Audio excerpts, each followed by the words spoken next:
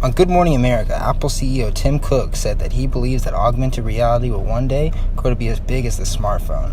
Augmented reality, or AR, is a live view of the world with augmented computer elements and data superimposed on top of the image. Data that would typically be used during an augmented reality session are elements such as sound, graphics, or GPS data. Augmented reality and virtual reality are similar, except instead of placing computer data over an image of the real world, virtual reality creates a completely simulated world. AR is not a technology that is coming tomorrow. It's already here, and millions of people have already used it before.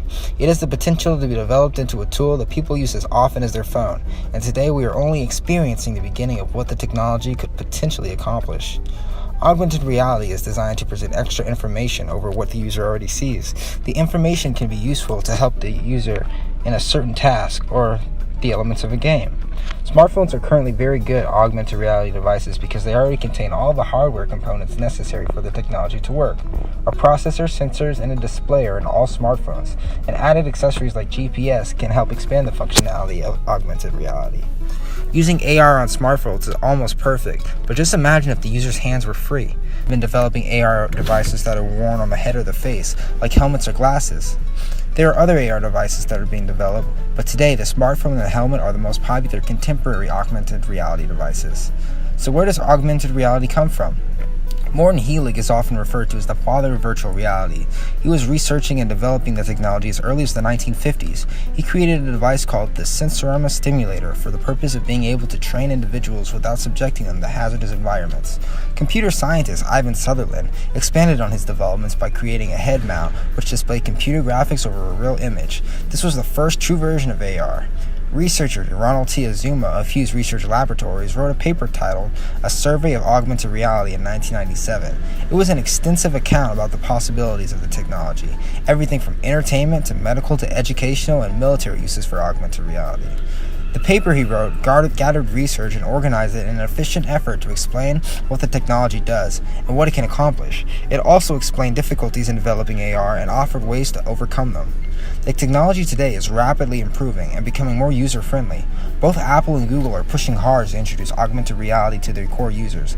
Apple recently released a toolkit for developers so that they can design augmented reality mobile apps in a more efficient manner. And it uses all of the sensors and the camera on your device to do this. It actually finds planes like floors and tables. It's able to estimate ambient light, which helps us with the rendering and also helps with scale. You notice that cup hit the table looking the size of a cup, not the size of an elephant. And we provide integration into all kinds of third-party frameworks to help you with your rendering. Now, the implementation is possible because we're able to take advantage of the awesome hardware in iOS devices. Apps using AR are expected to become much more popular over the next year. I use augmented reality when I play the popular mobile game, Pokemon Go. The AR elements in the game really made the game stand out for me as opposed to other mobile efforts. In society, AR has proven itself to be a tool which can be utilized in many situations. For example, an AR image of a living room could display virtual furniture which could be moved effortlessly to see what the room would look like, without the pain or labor of moving furniture by hand. In architecture, both virtual images can be overlaid over a construction site to see what a structure would look like before it was constructed. These examples are being used today. AR is also making art and entertainment more immersive than ever before. In the future, augmented reality could be part of everyday life. For example, people will never miss a turn. Users will see the route right over the path of the road while traveling to a destination.